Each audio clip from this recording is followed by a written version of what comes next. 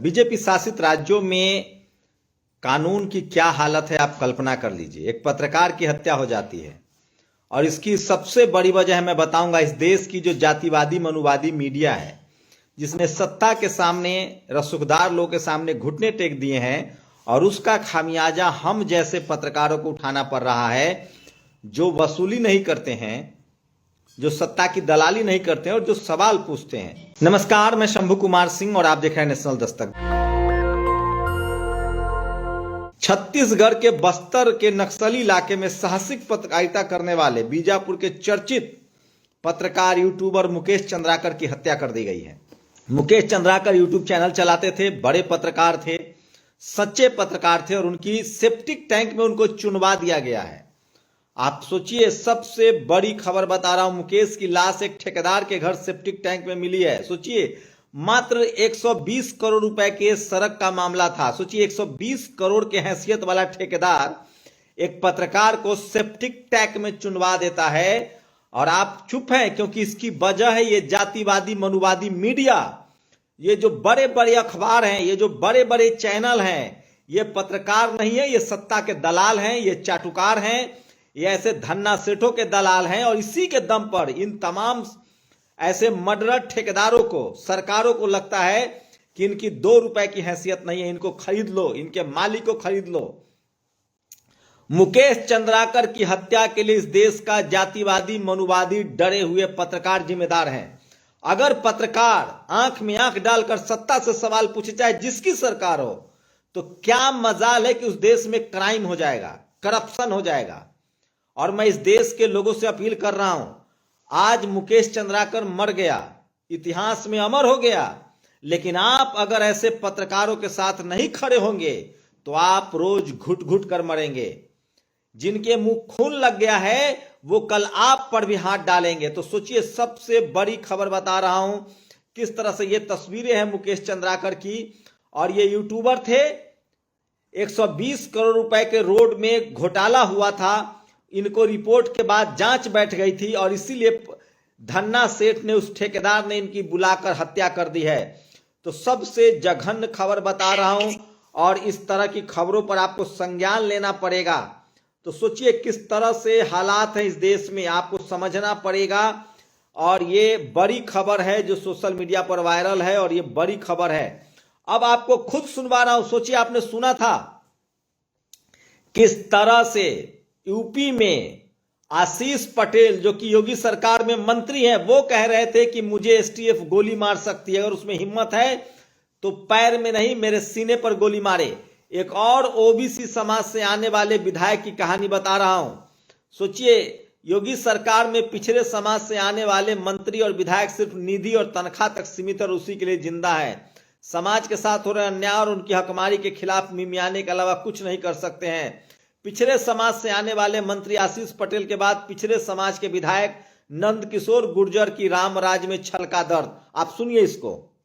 गाजियाबाद में पुलिस कर रही है, लोग तराई तराई कर रहे हैं और नीरो बांसुरी बजा रहा है। दिन छिपते ही सूर्यास्त और साहब मस्त और मतलब नरक हो गया है। तो मेरा ये कहना है कि कहीं ना कहीं तकलीफ बहुत है जब हम अपनी जिले की टीम को नहीं बचा पा रहे, अपनी बेटियों को नहीं बचा पा रहे और ऊपर से मिशन शक्ति चल रहा है। इसकी हमें उम्मीद है, माननीय मुख्यमंत्री जी, हमें इंसाफ ये चाहिए, गिरफ्तार होए, कितना बड़ा अधिकारी हो। कोई भी मुख्यमंत्री होता अब तक जेल भेज देता, उनको जमानत नहीं मिलनी चाहिए थी। जितने अधिकारियों ने अन्याय किया है, ऊपर से कहा गया रिपोर्ट नहीं दर्ज करनी है। अधिकारी विवश है, बेबस है। बड़े बड़े अधिकारियों से मैंने बात किया कि मना कर दिया गया, रिपोर्ट दर्ज मत करो। मेरे जिले की महामंत्री का रिपोर्ट दर्ज नहीं होगी, ईट से ईट बजा दूंगा मैं इस जिले में। अगर ये सरकार मेरी ना होती, सपा की होती, तो अधिकारी कितना बड़ा मुख्यमंत्री होता, घूस भर देता घर में मैं मुख्यमंत्री के में। लेकिन विधायक जी अपनी सरकार में तो ज्यादा सुनवाई। अरे भाई, जो हो रहा है आप देख नहीं रहे, ऊपर बता रहे साहब रामराज चल रहा है। ये नरक जो हो रहा है, ये महिलाएं सब रो के गलत कह रही हैं। 4 बेटियां सुबह आई, जबरदस्ती घर में घुस के बलात्कार हुआ है, चक्कर काट रही है। मैंने फोन करके 2 बार भेजा लिख के, कोई नहीं सुनने को तैयार है। मतलब कमाल हो गया है। 18-18 साल की बेटियां, 16 साल की। एक बारात आई, इन्हीं ने, मुस्लिम लड़कों ने बारात के दूल्हे को मारा, पूरी बारात को पीटा, सर फोड़ दिए। उसमें मुकदमा दर्ज हुआ क्योंकि वो अफीम सट्टे का काम करते हैं, वहां से पुलिस का काम चल रहा है। ये देखिए, ये नंद किशोर गुर्जर हैं जो खुद विधायक हैं और ये बड़ा गंभीर आरोप लगा रहे हैं। तो आप कल्पना कर सकते हैं कि ये कोई पत्रकार की तो कहने की हैसियत रही नहीं। आप पत्रकार हैं, बोलेंगे तो आपकी हत्या हो जाएगी, क्योंकि तमाम टीवी जिनको आप पत्रकार समझ रहे हैं, इन लोगों ने अपने आप को गिरवी रख लिया है और इसकी कीमत हम जैसे जो यूट्यूबर पत्रकार हैं वो हम जैसे लोग कीमत चुका रहे हैं। और सोचिए, यूपी में लॉ एंड ऑर्डर खुद उनके विधायक खोल रहे हैं, पोल खोल रहे हैं। और सोचिए, यूपी में 37 लाख घट गए एडमिशन, स्कूल पहुंचने वाली लड़कियां 16 लाख कम हुई हैं।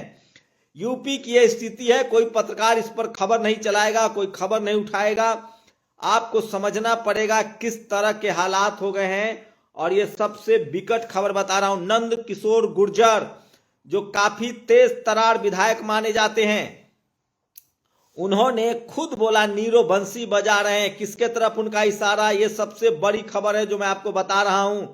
तो सोचिए, बीजेपी शासित राज्यों में क्या स्थिति है, आप कल्पना कर सकते हैं लॉ एंड ऑर्डर की क्या स्थिति है और किस हद तक कानून व्यवस्था जो है वो चरमरा गई है। खुद बीजेपी के विधायक कह रहे हैं कि प्रशासन उनकी सुन नहीं रहा है। तो नंद किशोर गुर्जर जो ओबीसी समाज से आते हैं, उनका एक बड़ा संगीन आरोप है। एक और मंत्री आशीष पटेल है, उनका ये वीडियो सुनिए।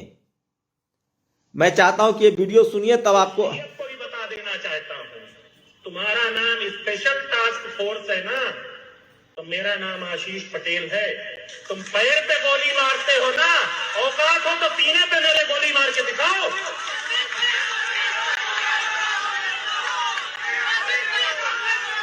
मुझे पता है आज के बाद से मेरे खिलाफ और षड्यंत्र होंगे, पर फिर से मैं आप सबसे पूछता हूं, मुझे डरना चाहिए या लड़ना चाहिए? बोले, डरना चाहिए या लड़ूंगा? तो ये आशीष पटेल हैं, ये बड़ा सवाल उठा रहे हैं अपने ही सरकार पर। तो इस तरह से देखिए किस तरह से तमाम लोगों को लगता है कि यूपी में सबसे बुरी स्थिति है। और क्या आपको भी ऐसा लगता है? ये सबसे बड़ी खबर है जो सोशल मीडिया पर वायरल है। तो गाजियाबाद के जो देखिए किस तरह से नंद किशोर गुर्जर का ये वीडियो वायरल हो रहा है, अपने ही सरकार पर सवाल उठा रहे हैं। और बीजेपी शासित राज्यों में लगातार पत्रकारों की हत्या हो रही है, विधायक नाराज हैं, विधायक की लोग नहीं सुन रहा है। तो इस तरह से सरकारें चल रही है, आप कल्पना कर सकते हैं। लेकिन सवाल यह है कि जिस देश का पत्रकार जाति और धर्म में बढ़ जाए, जिस देश का पत्रकार सत्ता और धन्ना सेठों के चरण चाटने लगे, उस देश में लोकतंत्र खतरे में होता है, उस देश के नागरिक का अधिकार खतरे में होता है, उस देश में न्याय व्यवस्था खतरे में पड़ जाती है। मैं इसलिए कह रहा हूं, इस देश की बर्बादी के लिए कोई सबसे ज्यादा जिम्मेदार है तो वो पत्रकार है। अगर आपको परिवार चलाना था, पैसा कमाना था, तो आप पत्रकारिता में न आते, आप बिजनेस करते।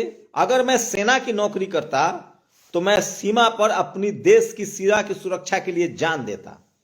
मैं नहीं भी हूं सेना में, जब देश को जरूरत पड़ेगी तो हम लोग को जाना है सीमा पर, क्योंकि हम देश के प्रति निष्ठावान हैं। उसी तरह से अगर मैं टीचर होता तो मैं बच्चों को स्कूल में पढ़ाता। अगर मैं डॉक्टर होता तो ईमानदारी से इलाज करता। हर प्रोफेशन की एक कीमत होती है। सेना का सम्मान क्यों है?